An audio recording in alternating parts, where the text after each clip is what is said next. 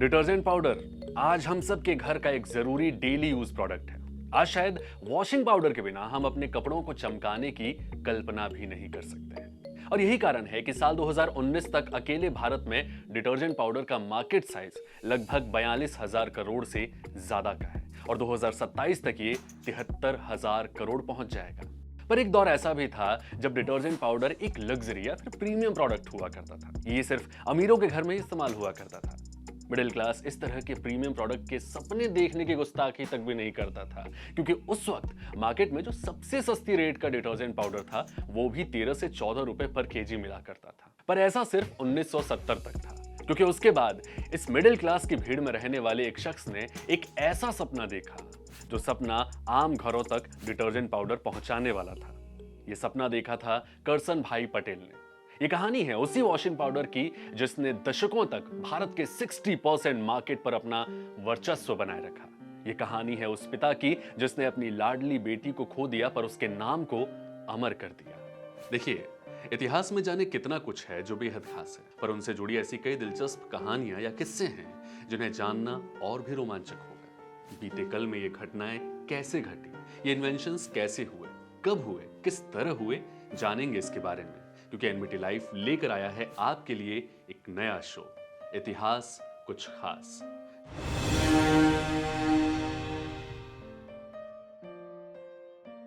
और आज की ये कहानी है निरमा वॉशिंग पाउडर की। देखिए, खुश रहने में और संतुष्ट होने में बड़ा माइनर सा फर्क होता है। एक अच्छी नौकरी, अच्छा परिवार, आम जीवन आपको शायद खुशी दे सकता है, पर जब कुछ बड़ा कर गुजरने की ख्वाहिश हो ना, तब इन सब खुशियों के बावजूद संतुष्टि नहीं मिल पाती है। यही हुआ गुजरात के मेहसाणा में पैदा हुए करसन भाई पटेल के साथ। किसान परिवार में जन्मे करसन भाई पटेल के पिता खोड़ीदास पटेल एक बेहद साधारण इंसान थे, लेकिन अपने बेटे करसन को उन्होंने बड़ी अच्छी शिक्षा करवाई।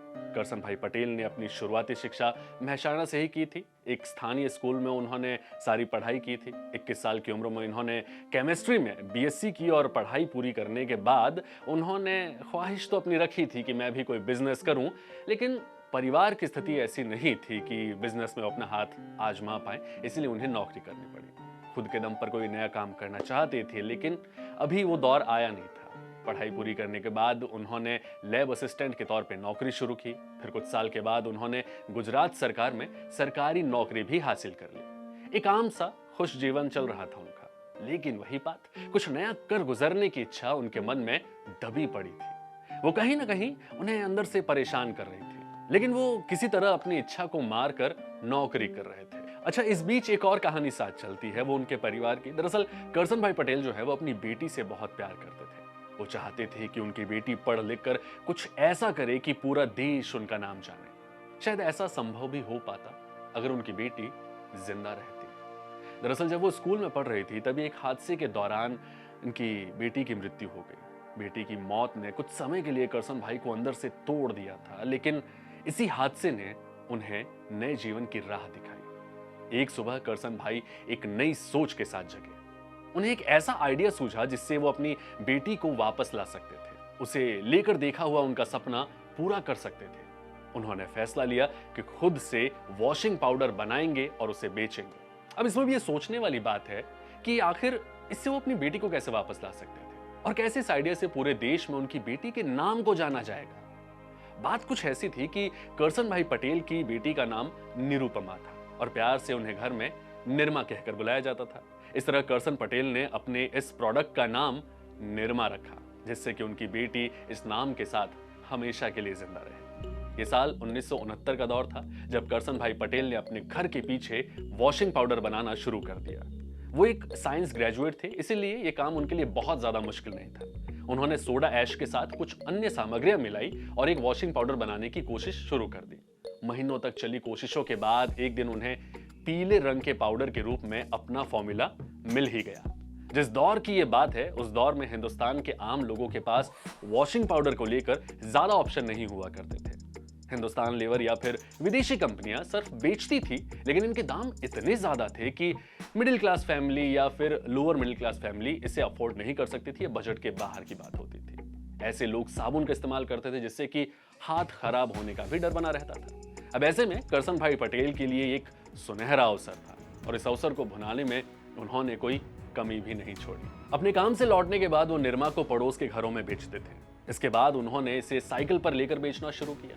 वो लोगों के घर जा जाकर अपने डिटर्जेंट पाउडर को बेच रहे थे। जिस समय अन्य ब्रांड के डिटर्जेंट पाउडर 13 से 30 रुपए प्रति किलो तक बिक रहे थे, उस समय करसन भाई पटेल ने अपने प्रोडक्ट की कीमत रखी थी मात्र 3.5 रुपए। जी हाँ, और इनकी क्वालिटी और दाम में भी काफी दम हुआ करता था। लेकिन अभी भी उनके इस प्रोडक्ट को मार्केट और लोगों के दिलों में जगह बनाने के लिए बहुत बड़ा स्ट्रगल करना था। रिटेलर्स उनसे अपना माल तो लेते थे, लेकिन पैसा देने में कभी आनाकानी होती या बहुत देरी किया करते थे, जिससे कि हालत ये बन गई थी कि निरमा वॉशिंग पाउडर जो है ये कहीं ना कहीं एक बार बैंकरप्ट होने की कंडीशन में भी आने लग गया था। लेकिन यहाँ पर करसन भाई पटेल ने अपना कुछ नया करतब दिखाया। एंट्री हुई इस पूरी कहानी के बीच एक नए चैप्टर की। ये चैप्टर हेमा, रेखा, जया और सुषमा सबकी पसंद निरमा। उन्होंने विज्ञापन और असरदार जिंगल का सहारा लिया।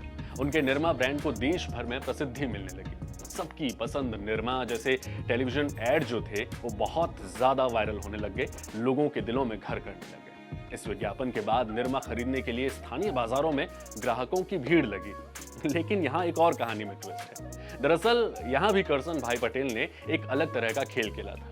मांग के हिसाब से जहां पर करसन पटेल को अपने प्रोडक्ट की सप्लाई मार्केट में बढ़ानी चाहिए थी, उन्होंने चालाकी दिखाते हुए 90% स्टॉक मार्केट से वापस गोडाउन में मंगवा दिया। 1 महीने तक ग्राहकों को केवल टीवी एड दिखाया गया निरमा, लेकिन जब बाजार में लोग इसे खरीदने जाते तो मार्केट में तो प्रोडक्ट अवेलेबल है ही नहीं। खुदरा विक्रेता जो थे, रिटेलर्स थे, वो भी परेशान होने लगे कि कैसे प्रोडक्ट की मांग बढ़ रही है जो हमारे पास है ही नहीं। अब भाई ये लोग भी करसन भाई पटेल से अनुरोध करने लगे कि सर प्लीज अपना प्रोडक्ट दीजिए, मार्केट में इसकी बड़ी वैल्यू बन रही है। मांग बढ़ने के साथ बाजार में आते ही निरमा ने बाकी जो ब्रांड्स हुआ करते थे डिटर्जेंट के, उन्हें भयंकर तरीके से पछाड़ दिया। उस साल निरमा भारत में सबसे अधिक बिकने वाला वॉशिंग पाउडर बना था। ये इतना कामयाब हुआ कि अगले 1 दशक तक इसने किसी अन्य ब्रांड को अपने आसपास भी नहीं भटकने दिया। बाजार में निरमा की डिमांड बढ़ती वैल्यू ने ऐसा कारनामा कर दिया कि सारे प्रोडक्ट को पछाड़ते हुए निरमा ने अकेले ही पूरे मार्केट में से 60% मार्केट पे अपना कब्जा कर लिया था। फिर आता 1995 के दौर। 1995 में करसन भाई पटेल ने निरमा को एक अलग पहचान तब दी जब उन्होंने अहमदाबाद में निरमा इंस्टीट्यूट ऑफ टेक्नोलॉजी की स्थापना की। इसके बाद 2003 में उन्होंने इंस्टीट्यूट ऑफ मैनेजमेंट और Nirma university of science and technology की स्थापना भी की थी।